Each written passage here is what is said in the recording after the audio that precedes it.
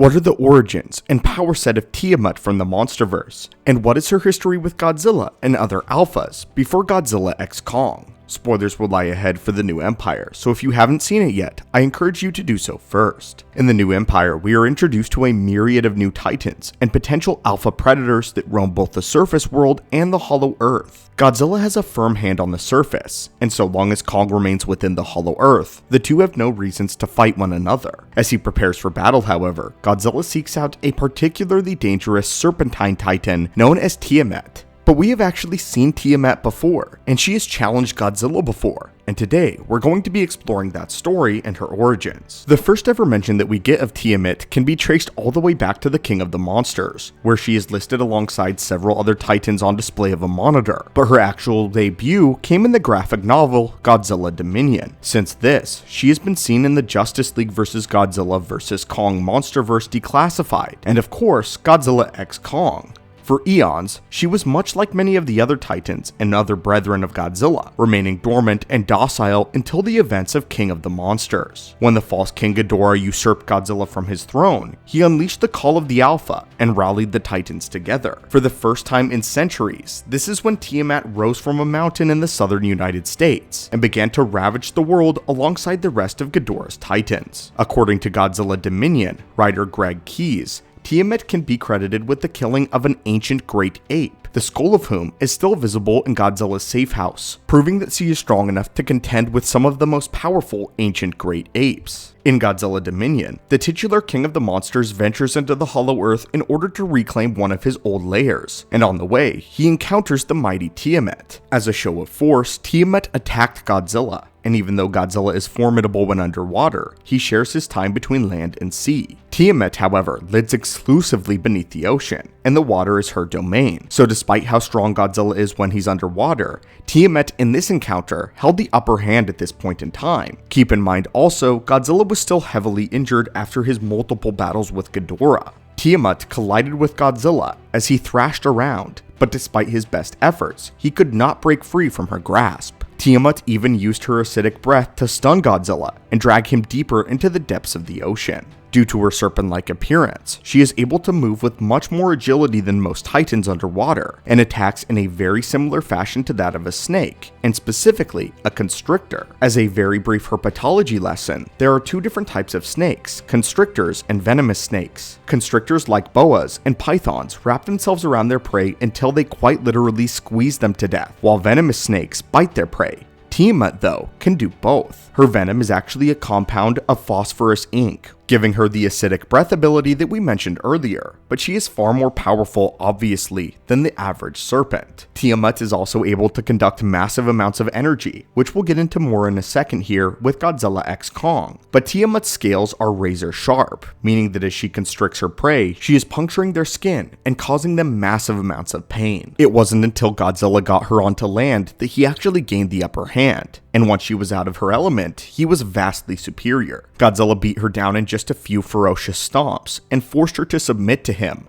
but interestingly, he let her live here. In the Godzilla Dominion project as of now, it is canon to the primary Monsterverse, and so this is the same iteration we see in the New Empire. But she does have a counterpart in the DC project titled the Justice League vs. Godzilla vs. Kong, and since this isn't the same version, we'll only be touching on that briefly. It's important to mention that this is a crossover between universes, so this is the same character, just one of her multiversal counterparts, and it's not simply a DC character of the same name. In this new timeline, the villain known as the Toyman was able to use the Dreamstone to stir several monsters, including Godzilla, alongside Tiamat, Scylla, and Behemoth. What's interesting to note about Tiamat, though, is that she is able to resist Aquaman's telepathic influences. This is impressive, as Aquaman was quite literally able to tame the Kraken with this ability. His dominion is the ocean, and he can communicate with just about any sea life that he wants, and he is diplomatic enough to calm and pacify even the most violent sea creatures. Tiamat, however, has a stronger psychic constitution than Aquaman can break, which goes to show just how mentally sound the Titan is. She laid siege to Atlantis and cracked the secure dome, keeping Atlanteans safe, and was able to contend with Hal Jordan and Aquaman before being lured to Metropolis by Mechagodzilla. Once in Metropolis, Tiamat threatened to eat Hawkgirl and fought off several members of the Justice League in a show of strength that proves that in this universe, she is a Justice League level threat. In the mainline monsterverse though, we get to see her once more in the New Empire, where this time, it is Godzilla who launches his attack directly. Dr. Andrews explains that Tiamat is incredibly capable when it comes to absorbing different forms of energy like Godzilla himself is, and that she is one of the most irradiated titans on the surface of the planet. This is what draws Godzilla to her, as he wishes to absorb this energy for himself, preparing himself for the fight against Shimo. In Legends of the Monsterverse Omnibus, she is described as being powerful enough to start an electrical storm that can be seen from space. The current she produces, just by swimming, can be seen from orbit, and Tiamat's energy explosion has caused the ocean to boil. This particular type of conductivity is described as bio-ultraviolet, though exactly what bio-ultraviolet means is not elaborated on in the movie. What this does demonstrate though, is something that Godzilla x Kong claimed to be true, and that is that Tiamat is one of the most powerful and energy-based titans on the entire planet. But what's more interesting is just how much shorter her second round with Godzilla was. In Dominion, she was superior for the duration of the underwater battle, but in Godzilla x Kong, her fight lasted about a minute, and resulted in her being ripped apart by the King of the Monsters. What this shows isn't necessarily a nerfing of Tiamat's abilities, but it demonstrates just how much stronger Godzilla has gotten since their last encounter. Godzilla Dominion was written as a prequel to Godzilla vs. Kong, which means that at this point in time, Godzilla is between his encounter with Ghidorah and his multiple fights with Kong and Mechagodzilla.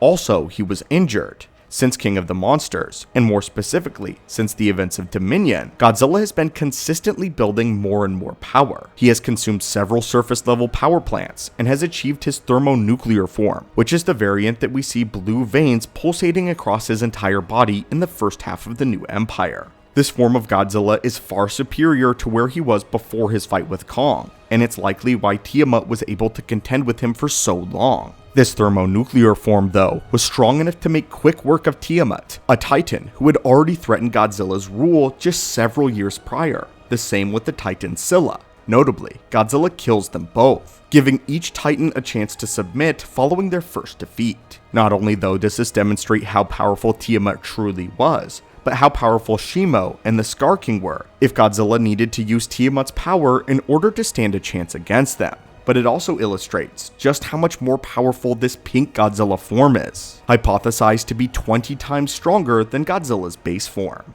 But anyway, my friends and Heralds of the Titans, what do you think of Tiamat? What did you think of her showing in the New Empire, and her lore and origins? Do you believe at one point she was on par with Godzilla? And what made her so much weaker in the New Empire? It should also be noted that Tiamat was caught off guard in the New Empire, and that she was the one that initiated the fight with Godzilla in Godzilla Dominion. But nonetheless, what are your thoughts on this ancient, powerful titan, and her displays both in the books and now in film? As always, Heralds of the Titans, thank you so much for visiting the channel. Stay tuned for more Godzilla, and I hope you're having a great day.